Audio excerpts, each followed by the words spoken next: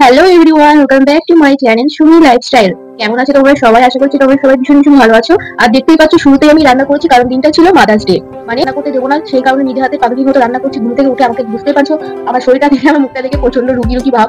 কারণ আমার প্রচন্ড পরিমাণে মাথা মাথা যন্ত্রণা করছিল। সকালবেলা ঘুম থেকে উঠে অনেক লেট হয়ে গেছিল, রাতে ঘুম আসেনি সেই কারণে। আর এদিকে আমাদের উঠোনে দেখতেই পাচ্ছ সবকিছু টাঙানো হচ্ছে। সবকিছু বলতে তোমার মশারির চাল এগুলো টাঙিয়ে নিচ্ছে, কারণ আমাদের মানে তোমার আমাদের বাড়িতে তো চাষবাস করে ধানের ধান, যে ধান টান চাষ করে ধানগুলো আজকে ঝাড়া হবে সেই কারণে। এদিকে আমি চাটনি করা হয়ে গেছে, আমার আগে সবার আগে আমি চাটনি করেছি। আর মাংস হবে, আর উচ্ছে ভাজা করবো। উচ্ছে ভাজা হয়ে গেছে, সবকিছু রান্না আমার কমপ্লিট হয়ে গেছে। আর এদিকে সে ধান মারতে এসেছে, কারণ কাকারা সব খেলো তো এই যে দেখুন। আর এই দিকে আমাদের ধান মারা হচ্ছে, ধান সব নিয়ে দিচ্ছে। আর মা আছে, বাবা আছে, সবাই আছে এখানটায়। আর দুটো কাকা আর কাকিমা এসেছে ধান ঝাড়িয়ে দিতে। আর তাছাড়াও আমাদের একটা জমিতে ধানগুলো ভিজে গেছে বৃষ্টিতে, কি বলবো, প্রচুর পরিমাণে বৃষ্টিতে ভিজে গেছিল। ওখানে আমরা গেছিলাম সকালের দিকে, যাইনি, মা গেছিল, আমি বিকেলের দিকে একবার গেছিলাম ওখানে। তো এই দেখো ধান টান হয়ে গেছে। মাকে বললাম যে ফ্যান নিয়ে এসে ফ্যান দিয়ে আমরা উড়িয়ে নিই ধানগুলোকে। ধানগুলো উড়িয়ে নিলে চিটিগুলো উঠে যায়। তো আমি এদিকে ধানগুলো স্নান টান না করে, আমরা তো সারাদিন ধরে এইসব করছি, খাওয়া দাওয়া হয়ে গেছিল। তো বিকেল বেলা তো মানে রাত 9টা না 10টা পর্যন্ত এইসব মানে ধান ফান ওড়ানো হয়েছে। আমিও মাকে একটু হেল্প করে দিচ্ছিলাম, যেহেতু নিজেদের কাজ সেই জন্য আমরা হেল্প করে দিচ্ছিলাম। ভাই করেছিল, ভাই স্নান টান করে তারপরে কোথায় চলে গেছে জানি না, বন্ধুদের সাথে করতে। তো বাড়িতে আছে, বাড়িতে আমিও মাকে একটু হেল্প করে দিচ্ছিলাম, আবার ছিল না ঠিক করে। তো তারপরে আবার রাতে রান্না করতে হবে, মানে দুপুরে ভাত শেষ হয়ে গেছিল, আবার দুপুরে রান্না আমি চাপিয়ে দিয়েছিলাম। ভাত তরকারি ছিল আর ভাত আমি চাপিয়ে দিয়েছিলাম, ভাত অলরেডি হয়ে গেছিল। তারপরে খাবো সবাই, সন্ধ্যাবেলার আগে আগে খেয়েছিলাম।